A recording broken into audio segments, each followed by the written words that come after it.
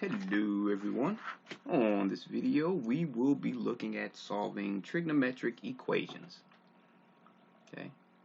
Now to do that you will have to kind of remember a few old factoring techniques.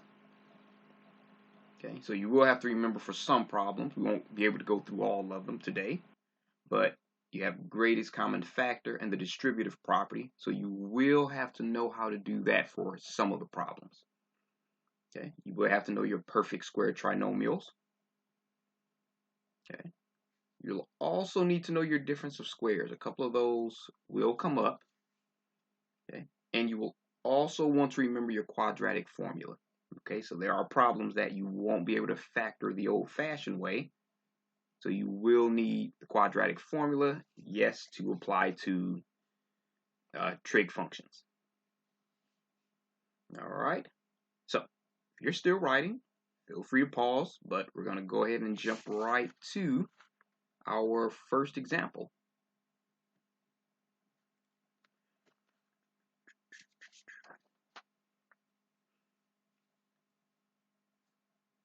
Okay, so I'm going to show you just how closely just solving a regular equation and solving a trig equation, how closely they're related. Okay, so first we're going to solve this one, which is just solve for x. For negative 4x minus 7 equals negative 5.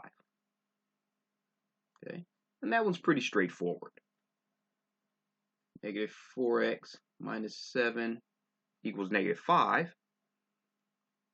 We just add 7 to both sides, where those two cancel out. So that leaves us with negative 4x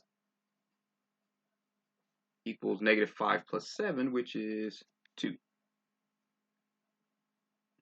Okay, so if we divide both sides by negative 4, we have x is equal to negative 2 over 4, which simplifies to x equals negative 1/2. Okay, so now the only real difference with these two equations will happen when we get to the end, but solving it, the first half of it is almost identical. Okay, so let's say if we wanted to solve negative 4 times cosine of theta minus 7 equals negative 5. So all we did was replace the x with cosine. Okay, so if we have negative 4 cosine of theta minus 7 equals negative 5. So all we do is we just add 7 to both sides, where those two cancel out. So that gives us negative 4 times cosine of theta is equal to negative 5 plus 7, which is 2. So if we divide both sides by negative 4,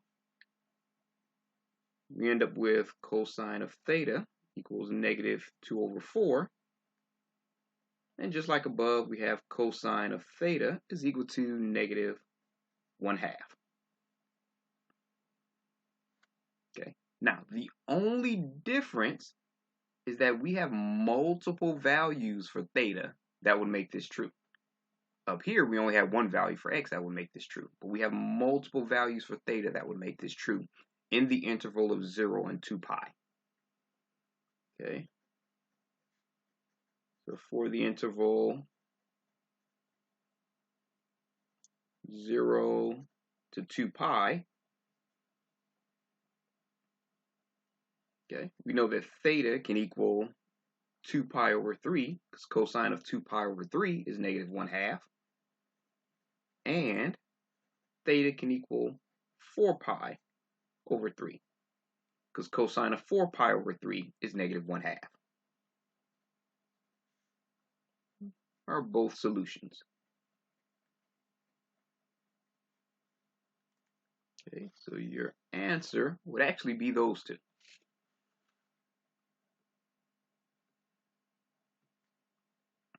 All right. So if you are still writing, feel free to press pause and finish up. But we're going to go ahead and move on to our next example. And let me Separate these. There we go. Okay. So what if we wanted to solve for theta? Okay, so we have secant of theta plus 3.994 equals 0, where theta is between 0 and 360 degrees.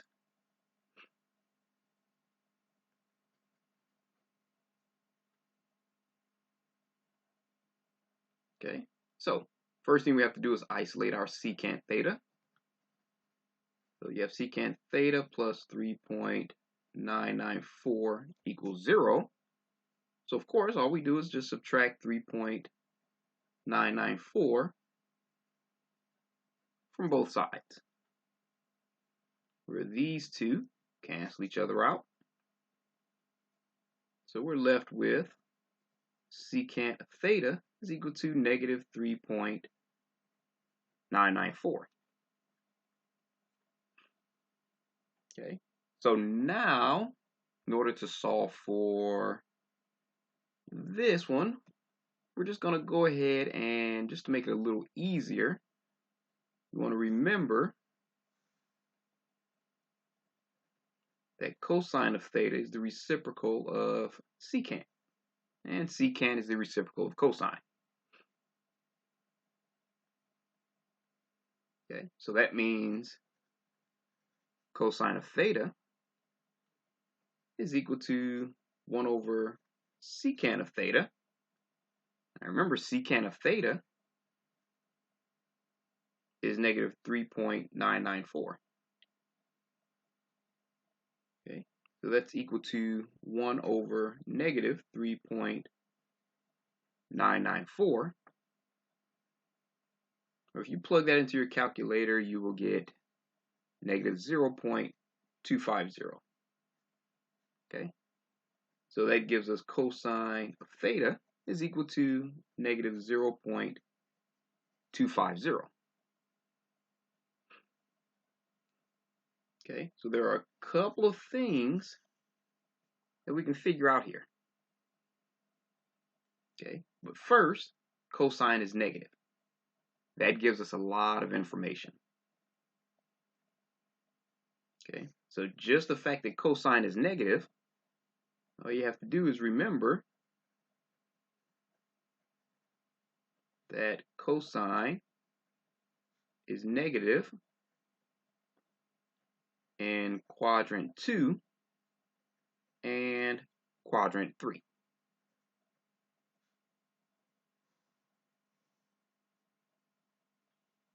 Okay, again, that's a really big hint. Okay, so now just to solve for theta,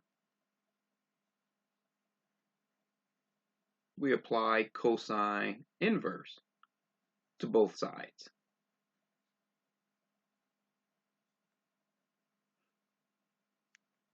Okay, so you have cosine inverse of cosine of theta is equal to cosine inverse of negative 0.250.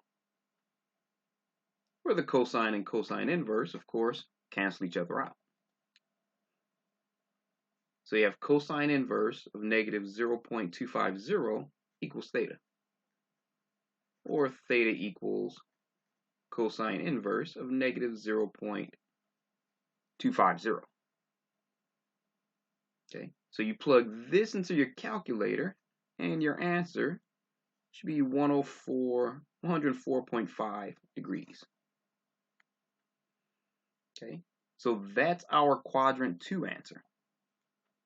Okay, because remember your 104.5 degrees, draw a quick little sketch, is about somewhere in quadrant 2.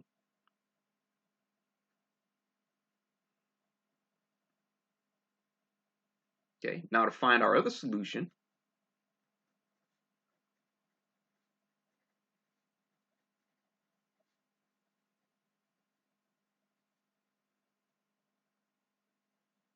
you just get 360 degrees minus your theta. Okay, so that would be 360 degrees minus 104.5 degrees. Okay, and that would give you 255.5 degrees. Okay, so remember, it's in quadrant 2 and 3 that cosine is negative. So if you go 104.5 degrees this way, you will have your same value. So they will both equal your negative 0.250. All right. So if you are still writing, of course, feel free to press pause. But we're going to go ahead and move on to our next example. If I can separate these sheets of paper. There we go.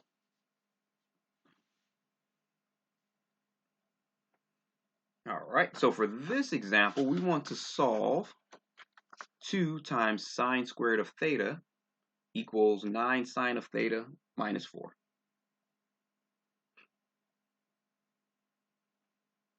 Okay, of course, where theta is between 0 and 2 pi.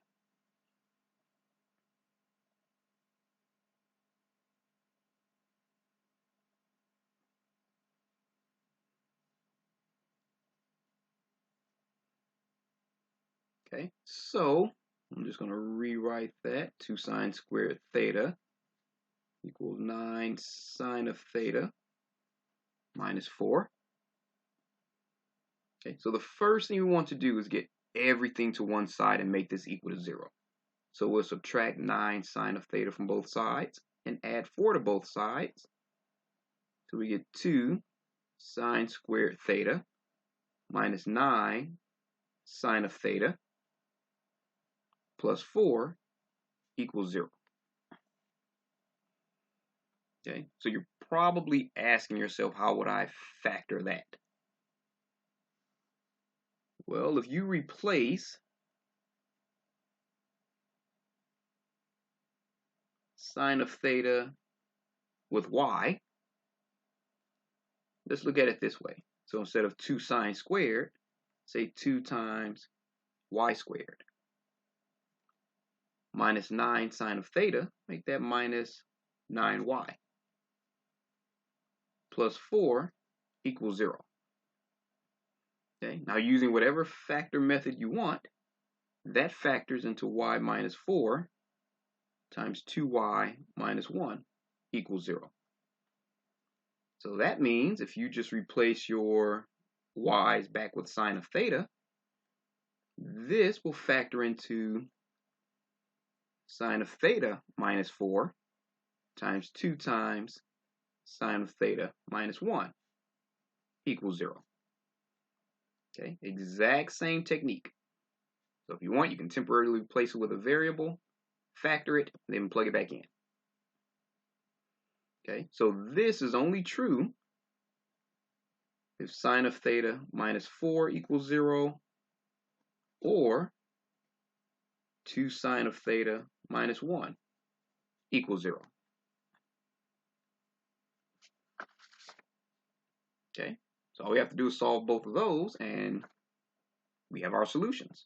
So if we add 4 to both sides, we have sine of theta is equal to 4. And here, if we add 1 to both sides, we have 2 sine of theta equals 1. So if we divide it by 2, we have sine of theta equals 1/2. Okay, so there's a big problem with this sine of theta equals 4. If you remember either the graph or the range of sine of theta oscillates between -1 and 1. Okay, so there's no way sine of theta can equal 4 if it bounces between -1 and 1. Now, if you had 4 sine of theta, that's a different story. But just sine of theta, it will never equal 4. So that's not a solution.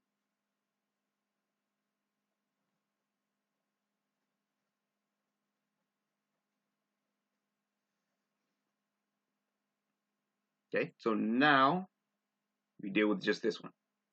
So sine of theta equals 1/2. So there are two values of theta that would make this true. So sine of theta equals 1/2 when theta is equal to pi over 6 and theta is equal to 5 pi over 6. Okay. So again, you can have multiple solutions for these. All you have to do is just factor them or solve for them the same, and a lot of times the same way you would for variables. And it'll work out the exact same way. And again, if it helps for some of the problems like this one, just once you get it all to one side, replace it with a variable temporarily, factor it, and then replace your variable with your sine, cosine, tangent, whichever one. All right, so hopefully this all made sense, and I will see you on the next video.